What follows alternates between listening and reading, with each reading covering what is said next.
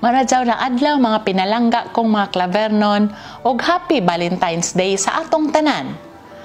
Ang pagselebrar ng Valentine's Day dili lamang nato ipakita ng isa ka adlaw kundi ato ipadayag ang ato gugma sa ato mga mahal sa kinabuhi.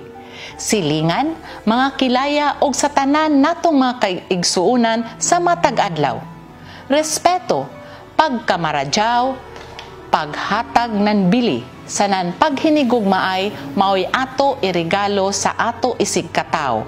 Para dungan kita na mulambo, isip o sa kalawas, kusgan nga tubangon ang bisan unsa nga pagsulay. Isip inahan sa atong lungsod ang tanan nga mga plano sa nan-programa himuon ko para ihatag ko sa idyo kutob sa akong mahimo na wayay makalimtan.